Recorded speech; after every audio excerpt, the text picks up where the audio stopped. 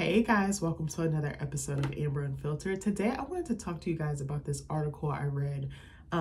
It was Zoe Saldaña, the famed actress. You guys know her from Avatar, Guardians of the Galaxy. She's done plenty of work, but she was talking about how she wanted James Cameron, the director of Avatar, Titanic, and so many other movies that we know and love. She wanted him to make a documentary about Avatar to explain why motion capture is one of the best forms of acting and one of the best forms of storytelling. But before I do that, don't forget to like, comment, and subscribe. Also, if you want to cash out me at Amber Unfiltered Show, that'd be greatly appreciated. I'm so sorry that I sound stuffy. I don't know what it is. I just woke up this morning like super duper congested. Sometimes like our room gets really hot and I just sound like I don't know. I just be sounding like a grown ass man and I'd be like, I hate that for me. But so anyway, if I'm sniffling a little bit, I'm sorry in advance. My therapist did tell me that she was a little sick yesterday. So I was like, I hope I'm not getting what she has. She said she had a cold and I'm like, bitch, I'm not trying to get sick. Like, I don't really get sick like that. But when I do, it be feeling like I'm dying, bitch. Like, I can't do it. But I came up with this idea last night because I was going to do 3 videos. I had started recording a 3rd video, but it didn't feel authentic to me and it felt very rushed. And I was like, all right, I'm just going to scrap this and try again. Because it was about someone that I really, really like and their behavior is really problematic. And I was like, I don't know if I feel comfortable speaking on this just because it is very touchy and it is very sensitive. But anyways, I read this last night before bed and I was like, oh my God, I want to talk about this on the channel because I was like, I didn't even think about this. And it wasn't something that was on my radar. So I'm going to read the article and then maybe throughout I'll make some points or even after I read it. So this is on Variety's website. We all know Variety. They're very popular. I don't even know. Are they like a magazine? Hold on. Let me look at like what they would classify themselves as. What is Variety? And I think they're a magazine. They're more like entertainment news. Yeah, that's what I was going to say. It says Variety is a weekly American entertainment trade magazine and a leading source for global entertainment business news. Oh, I didn't know it had been around this long. Founded in 1905, it provided news, analysis, and features on film, television, theater, and digital media, and is widely read by industry professionals. While it previously included daily print publications, the focus is now on its digital platform. Yeah, I love Variety. They cover so many different things. This is how I'd be finding out about new art, what actors and actresses are up to, even other entertainers, because it's not just actors. Yeah, it says the key aspects of Variety are content. It covers news, reviews, box office results, and in-depth features on the business of global entertainment. Yeah, you also see a lot of deals and stuff that are being brokered, which I find really interesting. It says audience, its readership includes key players and decision makers in the entertainment industry. History, Variety began as a weekly publication covering vaudeville and film. Now that I didn't know. It later introduced a daily paper and expanded to cover television and other new media. Digital presence. The website Variety.com is a primary platform for breaking news and other content, and it also hosts the Variety Intelligence Platform VIP Plus, which provides deep dive industry analysis. It says it's owned by Penske Media Corporation. And it says it's also known for popularizing unique industry slang, which has become a part of the entertainment lexicon. That's so cool. I was about to say something else about this. Yeah, I usually read them. The Hollywood Reporter. Is it Variety that does actors on actors? Hold on. I'm about to look it up real quick. I'm pretty sure it is Variety. Yeah, they have this series on YouTube. Well, it's not just on YouTube, but they upload the content there. That's where I see it the most. I feel like it's also on their website. But they have this thing called Actors and on Actors, where 2 actors are paired to discuss like their work, their craft, their experiences. And they usually like give worship, or not give worship. They usually praise the other actor or actress and like really give them good feedback. And you can tell there's a genuine like camaraderie and like a passion and just like an awe. And I absolutely love that. Like, I wish there was something like this for writers. I feel like there probably is, or authors, but I would love to do something like this with other authors, like someone that I don't know. Sometimes they pair people that don't really know each other, but maybe just have seen each other's work or maybe have admired them from afar. But a lot of the times it can be some people who have long-term friendships or long-term professional relationships. And I really love that. I'm trying to think which ones. Oh my God, there's so many that I've watched. I stopped watching it a while ago, but oh my gosh, I can't think of any right now. Oh my gosh, why am I drawing such a hard blank? But anyways, I just wanted to touch on that really quick. So let's get into the article. Zoe Saldana urges James Cameron to make Avatar doc, to give us a chance to explain why motion capture is the most empowering form of acting. And this was put out on October 13th at 2:51 p.m. by Zach Sharf, I believe his name is. I love this picture of Neytiri. Neytiri is my favorite. She's my favorite character in Avatar, hands down. Like, she ate that character. And if y'all don't know who Neytiri is, I'm gonna show y'all a picture. Come on, like, she's so fierce. Like, Neytiri is my girl. Like, I love when she about ripped everybody's heads off on that ship after they killed her baby. I was like, that would be me as a mom, bitch. Like, I'm going ham. As soon as that scene happened, I was like, she about to kill everybody. And as she should have. So it says, Zoe Saldana said in an interview with Beyond Noise that James Cameron is considering a documentary about the making of the Avatar movies. I'm surprised they already don't have one out right now, actually. It's such a huge franchise, and I actually love watching the behind the scenes of how stuff is made. Like, I still stand by the statement. I was watching one video that they did about how they were like learning how to hold their breath and act underwater. They had like this massive like 20-foot tank, and they were like shooting, filming in the dark, and like learning how to control their breathing and like not free diving. I think that was Black Panther Wakanda Forever, but they were learning different tricks, how to control their breath and how to show movement underwater. That's really scary, and they technically could have died. Like, they said that in the video. But also, totally off topic, the Penguin has one on through HBO's channel on YouTube, like a 20 or I think it's like almost a 30-minute little behind the scenes of everyone who worked on that production. And it is incredible seeing the amount of talent, seeing the amount of passion, seeing the amount of dedication, and just how collaborative that show was, and just seeing how much people really enjoyed what they were doing, and it kind of showed in the work, and it filtered through the pores of that work. But anyway, so it says, which the Oscar-winning actor is keen on because it will finally give us a chance to explain in a meticulous way why performance capture is the most empowering form of acting. I think you have to have a very specific skill to be able to convey emotion when you're not when you're not telling the story in a human body, or a visibly human body, I should say. Like, I actually think that they do a really great job capturing the intensity of the emotions on Avatar. I also feel like Andy Serkis in Planet of the Apes, he did a phenomenal job. The way that he portrayed Caesar, and just like the depth and how connected you could feel to him as a viewer, even though he's not human, that was incredible to me. And I feel like he was a little bit ahead of his time with that performance, but that's just my opinion. So she said, it gives us the credit, the ability to own 100% of our performance on screen, said Saldaña. It seems like very immersive, but also very collaborative to do that type of acting as well. Again, I'm not an actor, it's just some thoughts I have. She has long been a champion of motion capture acting and has been outspoken about award bodies such as the Oscars needing to consider it. With animation, you might go into the studio for a few sessions. That's as much as they'll need you for the whole movie. You go into a studio, however you're dressed, and you lend your voice, right? And I didn't think about like the difference in that. Like, and I've seen behind the scenes with animation, and it seems like you kind of filter in and you trickle in when they need you to do the dialogue and things like that. But it seems a little bit more, it kind of gives like almost like podcasting vibes, or I don't want to like downplay the medium, but you know, like it seems more intimate, more quaint, and it doesn't, like, you don't have to put your whole physical being into it.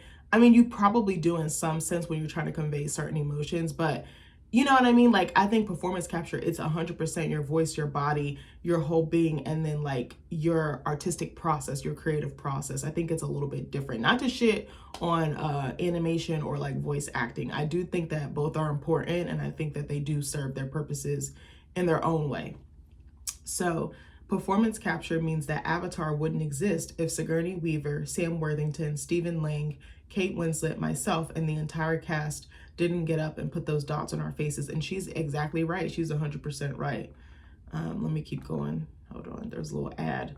So she said, we put on that little unitard with all those dots on it and step into a volume. That's what we call the set that's rigged on the ceiling with all these cameras in measured positions, she added. They're all pointing into this space that finds us and feeds that information into the system that is Pandora. And then they have to translate that and animate it. That is so much work. And then like direct it, cut it, edit it, color it. That's a lot of fucking work if we think about it. And also, sidebar, I'm really excited to see Avatar 3. Like, I was like a crackhead last night. I was like, I should watch the trailer. I'm like, bitch, you've already watched it several times. Go have several seats.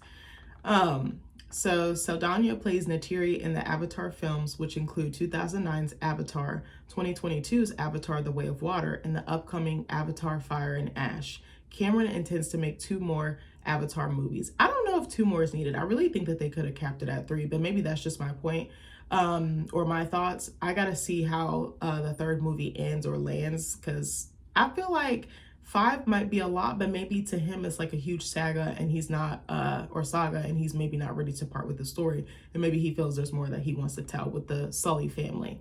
I'm just trying to figure out what else could they do besides the obvious with Quaritch and Jake Sully. But anyways, she said it takes an average of 7 years between each Avatar film, Saldaña said, from the archery, the martial arts, the free diving, the scuba diving so that you can hold your breath underwater for longer than 5 minutes, to the language James conceived out of thin air, to physically training with former gymnasts, circus performers, and acrobats so you can learn how to walk like an extraterrestrial human species. That's all us and a group of incredible stunt actors that make our characters feel bionic.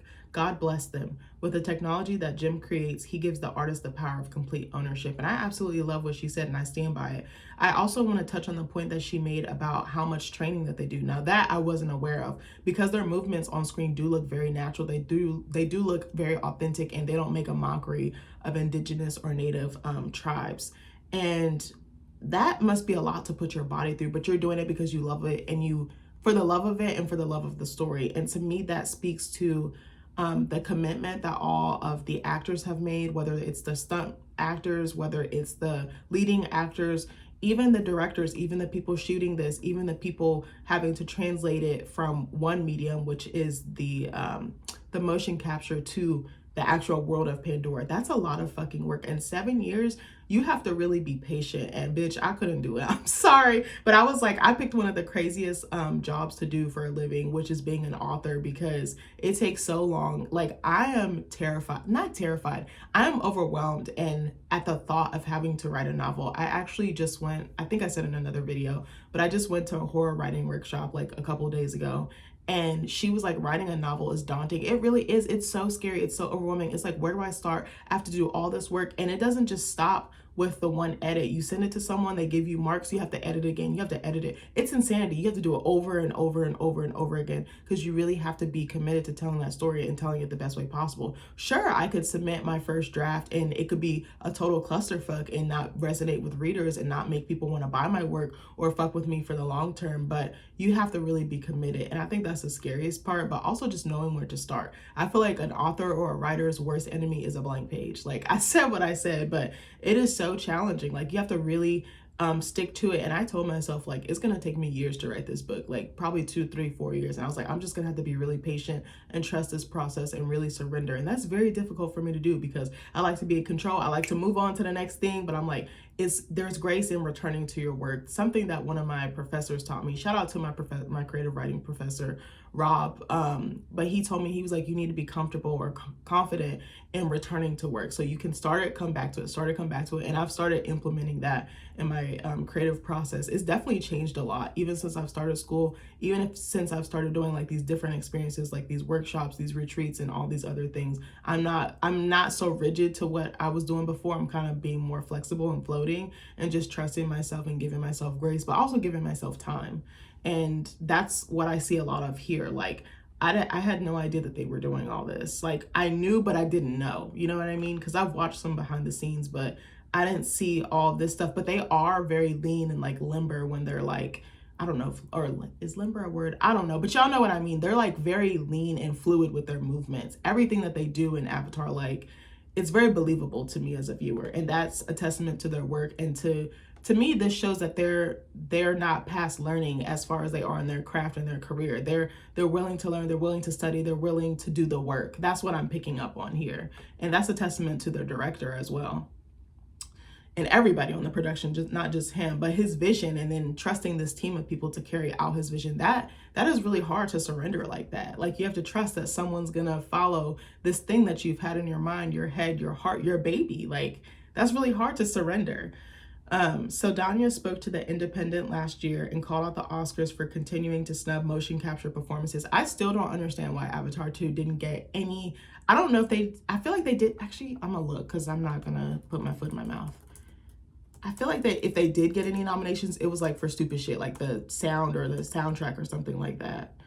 Hold on, I'm about to look right now. I just looked up Oh, okay, so it did. So I said, did Avatar 2 get any Oscar nominations? Oh, so they were snubbed. Okay, I misspoke. I thought that they didn't get anything. So it was nominated for Best Picture, production sound, or excuse me, production design, sound, and visual effects. So they won an Oscar for Best Visual Effects, which to me is a slap in the face because I think that the acting was just as strong as the visual effects. Now, the visual effects were amazing, but I think that they should have won for more than that. I mean, the production design was amazing as well. It's a very, very good movie. It's a very well put together movie, and you could tell some time and some thought went into it. Now, there's some holes, there's some stuff that didn't completely tied together for me as a viewer, but I was like, I understood the vision and I understood what message they were trying to convey and what story that they were trying to tell. But I'm like, none of the lead actors, I was like, Zoe Saldana crushed it. Sam Worthington crushed it. All the kid actors, actually, let me look. A lot of the kid actors were just as fire as they were. I'm about to look them up. Like, I want to shout them out. Hold on. Like Loak, his character was so good. He was played by Britton Dalton. Hold on, let me see the other one. Bailey Bass or Bass, I'm not sure. She played Soraya. She was the chief's daughter of is it the Metcaina? I think it was.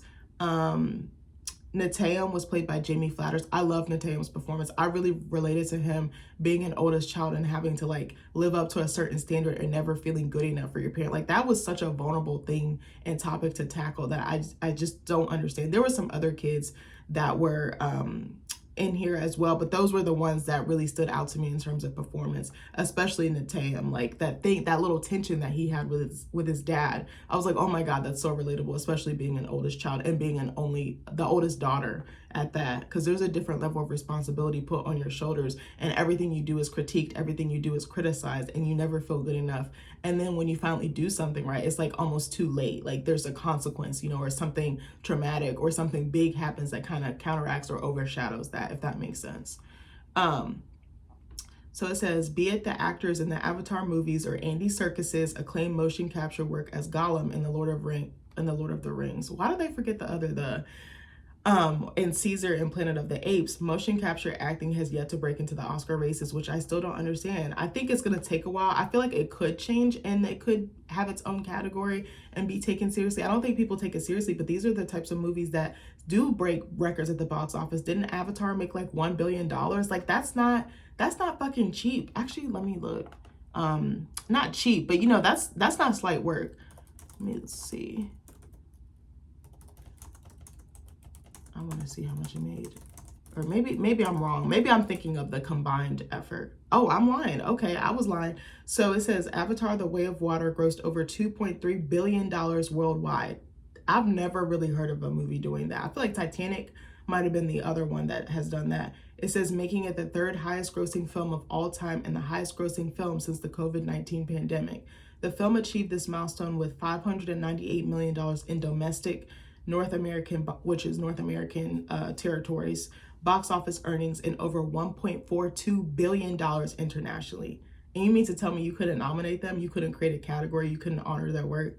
Like, get the fuck out of here. I'm sorry. That really blew me. And I'm probably going to lose some people on that. But I just think that's a testament to the craft, to what they performed. Their performance really sold us. We love this franchise. We're huge fans of it. We've been watching it since we were kids, since we were teenagers. And you mean to tell me you can't award them for their work, their hard work? That she just said it took them 7 years each to make each movie, and they've been filming the other ones concurrently to stay with the actors' ages, especially the kids, since they're kids tend to age and then they get older. Kind of like what's his name, Austin and Jenny in Georgia. Like he went from looking 9 to like 15. Like they have to their time is not on their side. You know what I mean? I can't believe that. And I think, again, Andy Serkis's performance as Caesar, especially in the first Planet of the Apes reboot, is one of the best performances I've seen in the last 10 years. Easy. And I watched tons of movies. That one will always stick out to me. I have such a nostalgia with that movie, and there's such an emotional attachment to that movie. That movie is like, I probably need to do a comfort movie video on that one, because that movie is so, so good. And just his transformation, Caesar's transformation from like this innocent, almost naive, like childlike, I don't want to say creature, but that's the only word I can think of, to he's hardened. The trauma has hardened him. He's had to rise to the top. He's had to forgo his childhood and like his upbringing and his connection with his quote unquote owner, or the person that, you know, raised him. Like that's really, and then just seeing how cruel he was treated, how cruelly he was treated, and how he outsmarted the humans that were confining him. Like I don't know. It was just such a good movie. I can't stress that enough. So it says old habits die hard, and when you have old establishments, it's really hard to bring forward change. And I definitely agree with her on that. Saldaña said on the topic, and I understand that, so I'm not bitter about it, but it is quite deflating when you give 120% of yourself into something, and I can totally relate to her. I mean, not winning is okay, not being nominated is okay, but when you're overlooked and then minimized and completely disregarded, and then the quote is just kind of in the ether there. Cameron told Variety, which is the director of the movie, as part of a Saldaña cover story last year, that the Oscars are overdue to recognize her work as Neytiri in the Avatar franchise. I totally do. Even her work as Gamora in Guardians of the Galaxy. I was like, she's playing these non-human characters, but she brings so much humanity to them that you can't help but fall in love with them. You can't help but root for them. You can't help but care about where they're going to end up, what's going to happen to them. Like, that's a hard thing to do. I've always thought she's an incredible actress. I know that she's had some controversy and stuff like that, but I really think she's such a huge talent, and I don't know why she hasn't been giving her just due or her flowers, but that's just me. Also, she's a baddie. She's stunning. Like, and I think she's very intelligent and she's very intentional, and I love the way that she is with her family. I love that she prioritizes her career and her family, and she's able to balance both. To me, that's really inspirational, because I want to be an artist and have a family, but it's like you almost feel like you have to choose. And I know a lot of women who are creatives and artists feel like as soon as they become a mom, they don't have that creative streak anymore. They don't have that itch anymore. I actually met a woman recently, and she was telling me how she had her child like a few years ago, and it's just now taken her, you know, after these few years have passed, to really feel like she can go back into herself in terms of her creative self and her higher self.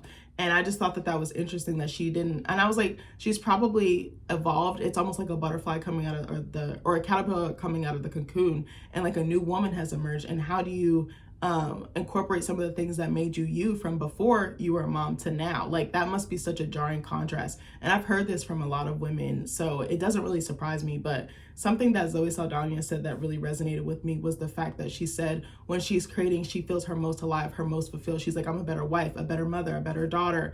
And I really relate to that, even though I'm not all those things quite yet. I'm a wife for sure, but I was like, I do feel my best when I'm creating. Even if I'm just around art, I feel like I'm like a fish in a pond. Like, I'm soaking it all up. I can't stress that enough. So to finish out the article, she said, this is James Cameron talking. I've worked with Academy Award-winning actors, and there's nothing that Zoe's doing that's of a caliber less than that. I would have to agree. I think she's really the heart of the movies. That's just me. I do think that Sam Worthington's performance is really incredible, as well as the supporting cast. But to me, Zoe Saldaña, she really shines through, and she carries this franchise on her back. I said what I said. But because in my film, she's playing a CG character, it kind of doesn't count in some way, which makes no sense to me whatsoever. She can go from regal to, in 2 nanoseconds, utterly feral. The woman is ferocious. She is a freaking lioness. And I would have to agree, like I said what I said. So I think I made this video because I wanted to see what you guys thought. Do you think that motion capture acting should be awarded or recognized more? Because I definitely do. I think there's a lot of work that goes into it. Even if we don't see it on the front end, I definitely think like on the back end, behind the scenes, that there is so much that they're doing. They're studying, they're doing their research just like any other actor would. So I don't understand why it's not translating the same way. I don't know why. I almost wonder if it's a mockery being made of it, like almost like, oh, that's not real acting. But I'm like, it is acting. You're bringing these non-human characters to life and making them human, essentially. And I don't understand why I think Emmys too. I think Emmys has like animation, but I don't know if they really do. Yeah, I don't know if they do motion capture. Hold on, I'm about to look. I want to look real quick. Yeah, see, I just put it in here. I said, does the Emmys award movies for motion capture? And it says, no, the Emmy Awards do not give awards for motion capture performances and movies as they are for the television industry. Okay, fair enough. Um, I don't think I really knew the difference. I just love the award shows, and I just love seeing actors who have been putting in their 10,000 hours and then some really reap the benefits of their craft, of their what am I trying to say? Reap the benefits of their hard work. I think that's what I wanted to say. But I don't know. I never thought about that. And I was like, I never really heard anybody talk about this. And I was like, it must be frustrating, because what if you are an actor who really specializes in this and has mastered it?